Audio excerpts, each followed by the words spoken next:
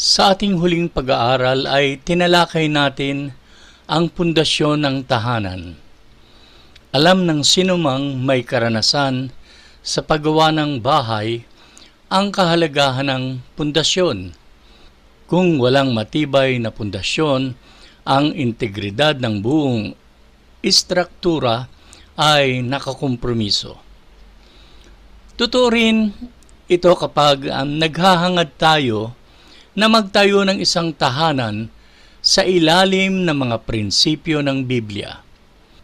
Dapat natin tiyakin na tayo ay nagsisimula sa isang matatag na pundasyon. Nagbabala si Jesus tungkol sa pagtatayo ng tahanan sa ibabaw ng buhangin. Kinumpiran niya na ang pagtatayo ng tahanan sa ibabaw ng bato ay magbibigay ng katatagan na ninanais. Kapag naitatag na ang pundasyon, maaaring magsimula na sa paggawa sa instruktura. Nangangailangan din ito ng karunungan at lubos na debosyon. Bago simulaan ang anumang instruktura, kailangan ng isang maayos na plano. Ang mga plano o blueprint ay maglalatag ng disenyo ng instruktura upang matiyak na ang lahat na itatayo ay matatagpuan sa tamang posisyon nito na umaakma sa kabuuang instruktura. Kung nais nating magtayo ng isang makadiyos na tahanan, dapat natin sundin ang parehong mga alituntunin. Kapag ang tahanan ay kumpleto na at naitatag, ito ay magsisilbing isang matatag na muog, fortress, para sa buong pamilya. Tayo ay nabubuhay sa sanlibutan na tumatanggi at kumakalaban sa ating pananampalataya. Ang isang tahanan na makadiyos ay nagbibigay ng kaligtasan, kaginhawahan, at kapahingahan mula sa mga pakikibaka ng buhay. Gusto kong talakayin ang ilang mahalagang sangkap sa pagtatayo ng isang instruktura na makadiyos para sa tahanan. At aking pinamagatan ang ating paksa ng tahanan bilang muog na masisilungan. May dalawang mahalagang points ang ating pag-aaral. Ang unang mahalagang punto na dapat nating malaman ay ang potensyal ng isang makadiyos na tahanan. Mga talatang 1 at 2. Ang Aklat ng Awit, Kapitulo 127 ay isinulat ni Haring Solomon. Sa pagbabasa ng mga aklat na isinulat ni Solomon, lalo na sa aklat ng Ecclesiastes, matutuklasan natin na marami siyang sinasabi tungkol sa buhay na walang kabuluhan. Sinasabi niya na walang kabuluhan ang tahanan na hiwalay sa pagkakilala sa Diyos. Gayunpaman, habang isinasaalang-alang natin ang walang kabuluhang sinasabi niya, makikita rin natin ang potensyal sa pagtatayo ng isang tahanan na ayon sa plano ng Diyos. Sa pagkakataong ito, ating i-consider ang construction. Unang bahagi ng talatang 1. Maliban nga na si Yahweh ang nagtatag nitong bahay, ang ginawa ng nagtayo ay wala ring kabuluhan. Ipinahayag ni Solomon ang walang kabuluhang pagtatangka na magtayo ng tahanan sa ating sariling pagsisikap. Ipinahayag niya na maliban kung itinayo ito ng Panginoon, ang pagsisikap ay walang kabuluhan at ang bahay ay hindi tatayo ng matibay. Marami sa ngayon ang hindi nakinig sa mahalagang prinsipyong ito. Sinisikap nilang itayo ang kanilang mga buhay at tahanan ng hiwalay sa Panginoon. ginagawa ang kanilang mga sariling kagustuhan at hangarin.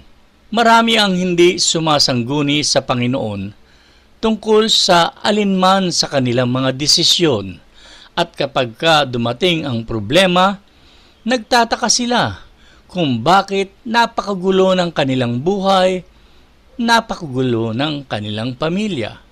Kung ang tao ay hindi sasangguni at pahintulutan ng Diyos na hubugin ang kanyang buhay o kanyang pamilya ayon sa mabuting kalooban niya, ang lahat ng paggawa at pagsusumikap ay mauuwi sa walang kabuluhan. Gayunpaman, sa mga talatang ating binasa, natuklasan natin na may pag-asa at potensyal ang ating mga sambahayan. Sabi ni Solomon, maliban na ang Panginoon ang magtayo ng bahay.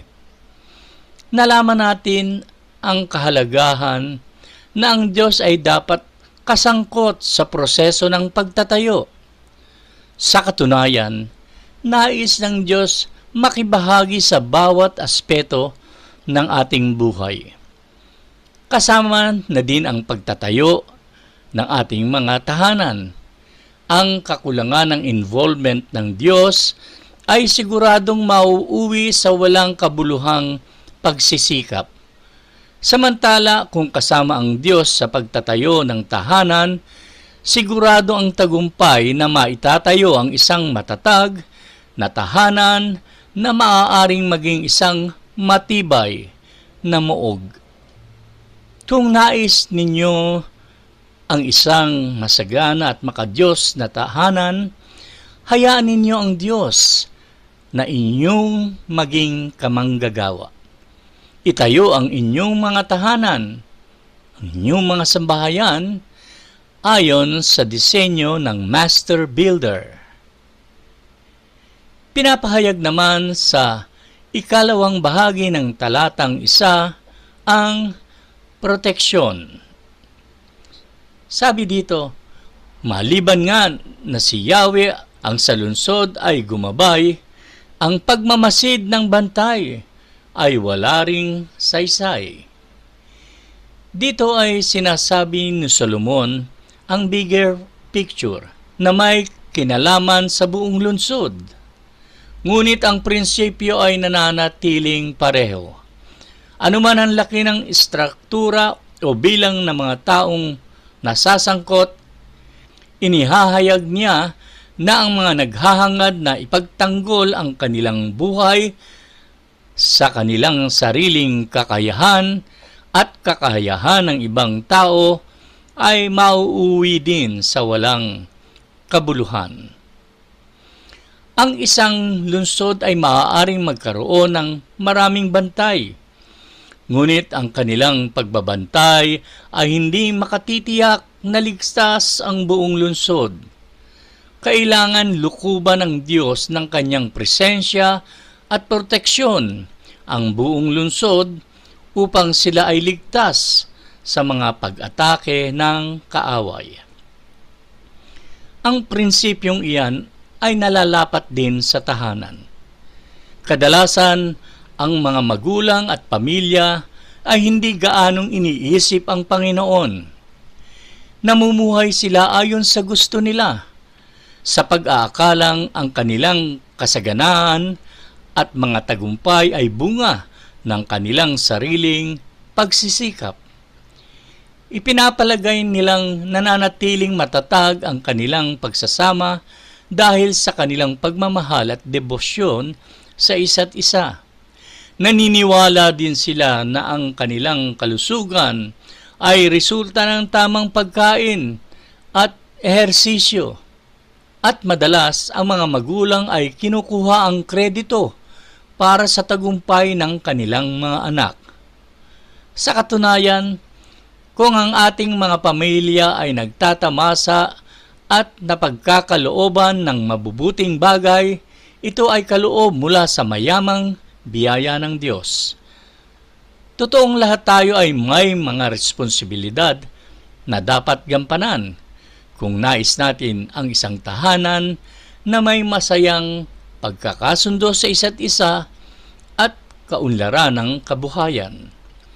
Ngunit dapat nating alalahanin na ang lahat ng pagpapalang ating tinatamasa ay mula sa Panginoon. May kasibahan nga sa English, you have to give credit where credit is due. Ako'y naniniwala na ang ating mga tahanan ay ang ating matibay na muog sa gitna ng magulong mundo. Isang lugar na kung saan tayo lubos na tinatanggap kahit na may mali pang nagawa. Lugar ng pagmamahal. Lugar na kung saan nakatatanggap ng support at encouragement. Isang lugar na napapalakas at napapalaki ang bawat isa sa pamamagitan ng pag-ibig. Gayunpaman, kung hindi pinagkakaloob sa Diyos ang kanyang nararapat na lugar sa loob ng tahanan, maging ang kaligtasan at katahimikan ng tahanan ay maaaring masira. Masira ng kasalanan. Kung hindi pinuprotektahan ng Diyos ang tahanan ng kanyang biyaya, ang tahanan ay madadaig ng kaaway. Talatang 2. Kasiyahan at kapahingahan. Ayon sa talatang ito, hindi dapat pakahirap magpagal sa hanap buhay. Maaga pa kung bumangon, gabing-gabi kung humimlay, pagkat pinagpapahinga ni Yahweh ang kanyang mahal. Sa talatang ito, inihayag ni Solomon ang walang kabuluhan ng pagsisikap at pag-aalala ng tao sa kanyang tahanan. Ipinapalagay ng ilan na ang kailangan lang para umunlad ng isang tahanan ay pagsisikap, pagpapawis sa pagtatrabaho. Totoong nag-aambag ito sa pag-unlad ng kalagayan ng buhay. Ngunit kahit gaano man kasipag magtrabaho ang mga kamay, ito ay di makapagbibigay ng ganap na kasiyahan at kapahingahan na ninanais ng Diyos para sa isang tahanan. Kapag hindi tayo nagtitiwala sa Panginoon, natutugunan niya ang ating mga pangangailangan at isuko ang ating buhay sa Diyos, at patuloy na umasa at magtiwala tayo sa ating sarili, magtrabaho man ng mahabang oras at magpuyat gabi-gabi, kahit pa man mag-double job ka, tulad ng maraming ginagawa ng ating mga kababayan sa ibang bansa. Ito'y patuloy lamang na makapaglilikha ng lubos na kapaguran.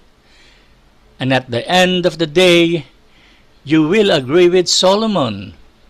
Ito ay wala palang kabuluhan. Ipinahayag ni Solomon na ang mga naghahangad na magtayo ng isang tahanan na hiwalay sa Diyos ay hindi kailanman masisiyahan at makasusumpong ng kapahingahan sa kanilang mga kalooban. We all must learn to trust the Lord and be content with His provision, tulad ng payo ni Apostol Pablo sa Filipos, Kapitulo 4, talatang 1. Wika niya, hindi ko sinasabi ito dahil nanghihingi ako ng tulong sa inyo, sapagkat natutunan kong maging kontento, anuman ang kalagayan ko. Ang ikalawang mahalagang punto sa ating teksto ay pinapahayag ng mga talatang 3 hanggang 5, ang kasaganahan ng tahanan. Talatang 3. Sa mga talatang ito, binanggit ni Solomon ang kasaganahan na matatagpuan sa loob ng tahanan na itinayo ng Diyos. Sa verse 3 mababasa natin ang probisyon. Kaloob nga ni Yahweh itong ating mga anak. ang ganitong mga supling pagpapalang mayroong galak. Dito, binanggit ni Solomon ang dakilang pagpapala dala ng mga bata sa loob ng tahanan. Pinagtitibay niya na sila ay regalo, kaloob mula sa Diyos, isang pamana ng Panginoon. Ang bawat batang isinilang sa mundong ito ay bunga ng mahimalang gawain ng Diyos. Tulad ng sinabi ng manunulat, awit 139, mga talatang 13 hanggang 14, kilala niyo ako, dahil kayo ang lumikha sa akin. Kayo ang humugis sa akin sa sinapupunan ng aking ina. Pinupuri ko kayo dahil kahanga-hanga ang pagkakalikha niyo sa akin. Nalalaman ko ng inyong mga gawa ay tunay na kahanga-hanga. Ang mga biniyayaan ng mga anak ay nakatanggap ng regalo mula sa Diyos ng sansinukob. Nakalulungkot pagkat marami sa ngayon ang hindi kumikilala sa mahimalang paglalaan ng Diyos sa pagbibigay ng mga anak. Ang malaswang pamumuhay ng marami at labis na pagbibigay ng halaga sa karapatang pumili ng nagdadalang tao ay nagbibigay panganib sa taglay na buhay na mga sanggol na nasa sa sinapupunan. Anuman ang opinyon ng marami sa ating lipunan, ang mga bata ay kaloob ng Panginoon. Marami ang magbibigay sulit sa Diyos para sa maagang pagkamatay ng mga inosenteng bata sa loob ng sinapupunan. Ang Diyos lamang ang may kapangyarihan at kakayahang lumikha ng buhay, at siya lamang ang may kapahintulutan kunin ang buhay na iyon. Masyadong pinapahalagahan ng lipunan ang karapatan ng kababaihang pumili, ngunit nakalimutan ng marami ang karapatan ng hindi pa isinisilang na sanggol. Hindi ko nais na magdulot ng kalungkutan sa mga mag-asawang maaaring hindi magkaroon ng sariling anak. Ang bagay na yan ay nasa kamay ng Diyos at dapat tayong magtiwala sa Kanyang karunungan. Nagagawa niyang pagpalain ang mga hindi magkaanak sa ibang paraan.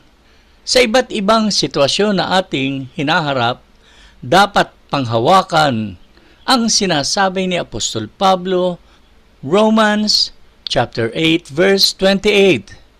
And we know that in all things God works for the good of those who love Him, who have been called according to His purpose.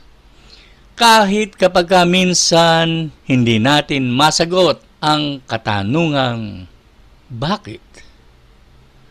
Talatang 4. Ang instruction. Sabi dito, ang lalaking mga anak sa panahong kabataan, ang katulad ay palaso sa kamay ng isang kawal. Gumamit si Solomon ng isang karaniwang ilustrasyon upang ipahayag ang isang malalim na katotohanan. Kasama ng pagpapala ng mga bata ay ang responsibilidad ng mga magulang na palakihin sila sa paraan ng Diyos.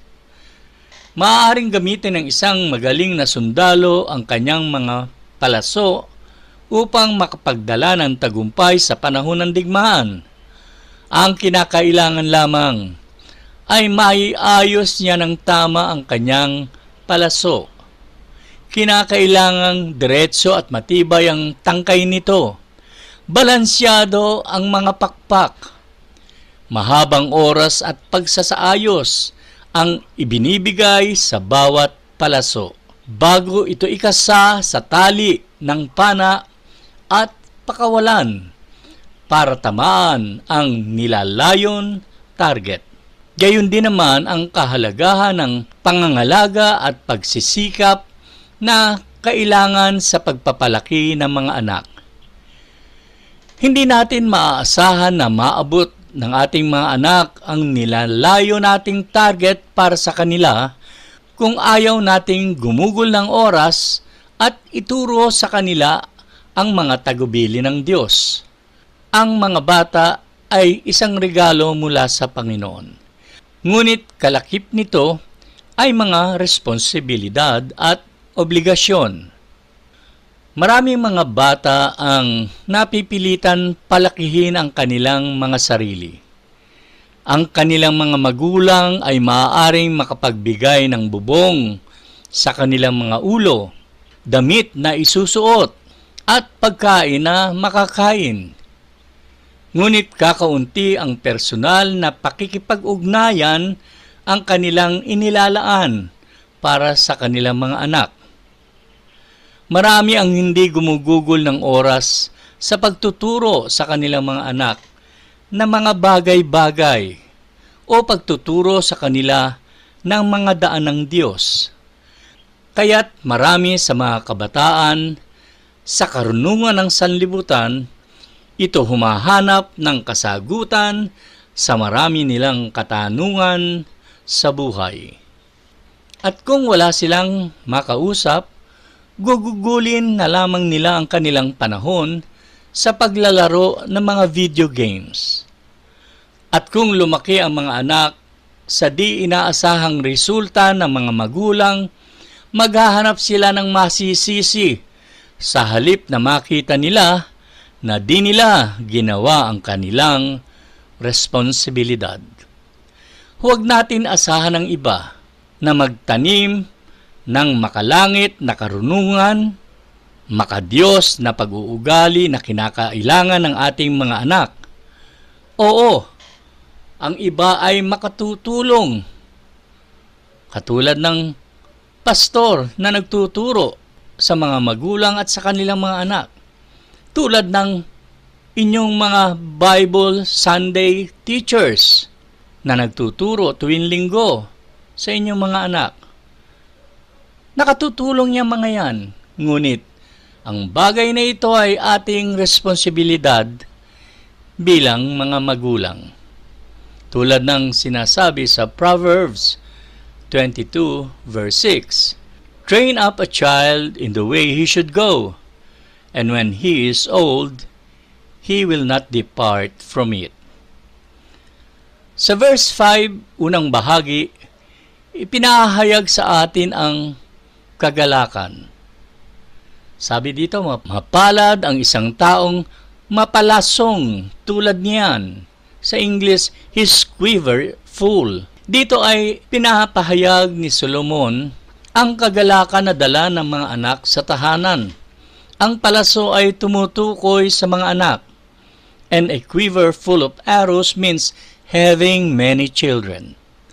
Kaya't ang talatang ito ay sumasang-ayon sa views, sa pananaw noon ng mga tao at maging sa ating panahon na ang pagkakaroon ng maraming anak at apo ay pagpapala sa itaas, pagkat ito ay nakapagdadala ng kagalakan sa pinakapuno ng angkan, tulad sa mga tao sa lumang tipan.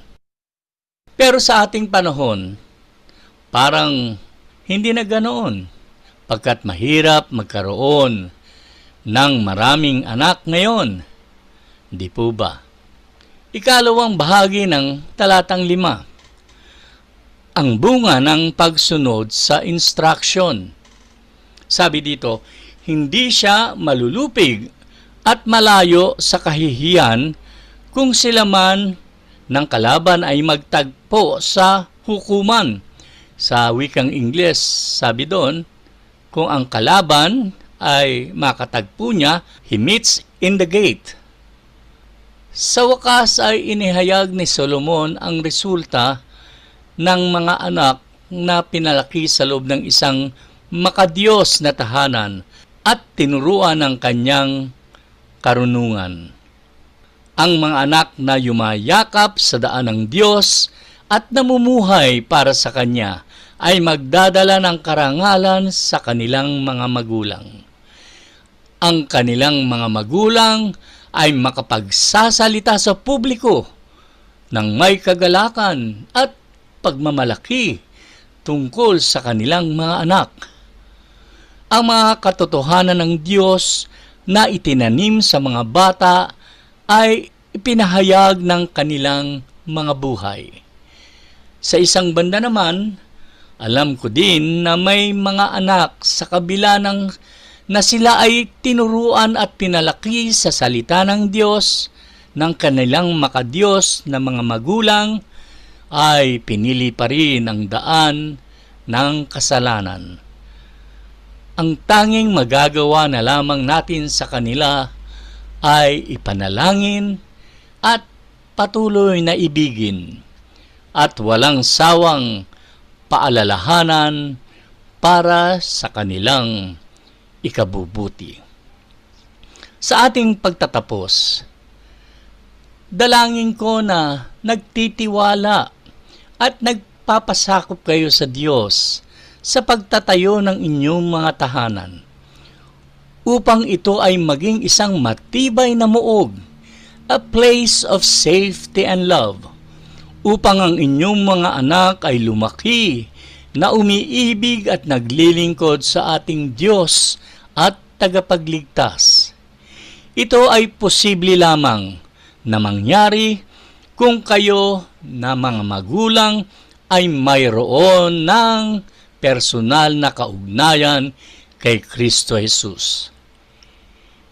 Hindi ka magkakaroon ng tahanan na itinayo sa pangunguna ng Panginoon kung hindi mo pa sinusuko ang iyong buhay kay Jesus at nananampalataya ka sa Kanya bilang iyong personal na Panginoon at tagapagligtas.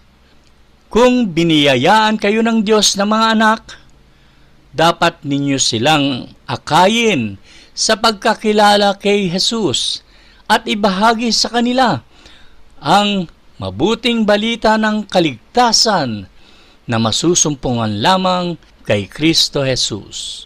Pagpalain muli ng Panginoon ang mga katotohanan ng Kanyang mga salita na ating napag-aralan sa umagang ito.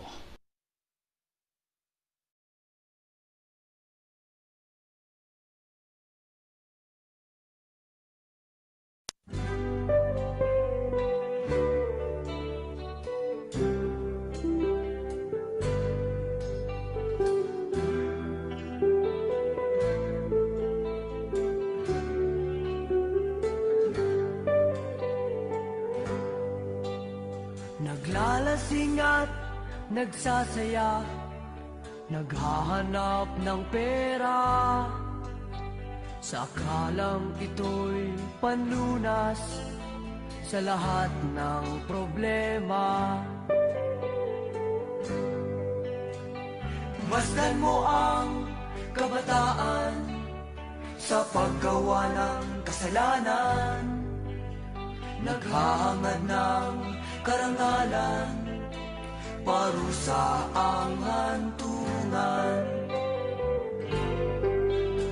Papuri at pasasalamat kay Kristong ating Panginoon.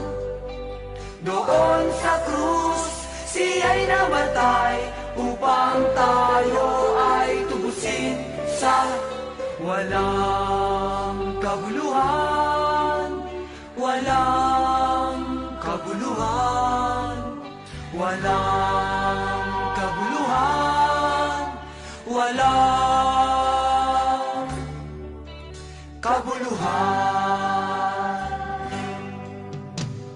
Masdan mo ang kabataan sa paggawa ng kasalanan, naghahangad ng karangalan, parusa ang hantungan. Papuri at pasasalamat kay Kristong ating Panginoon. Doon sa krus, siya'y namatay upang tayo ay tubusin sa walang kabuluhan, walang kabuluhan, walang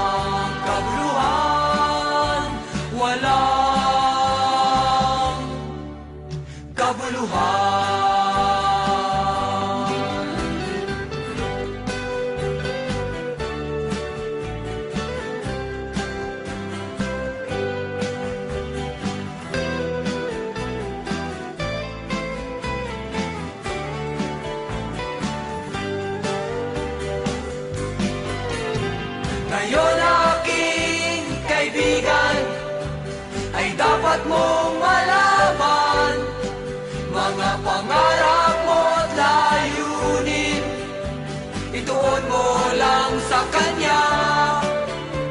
Papuri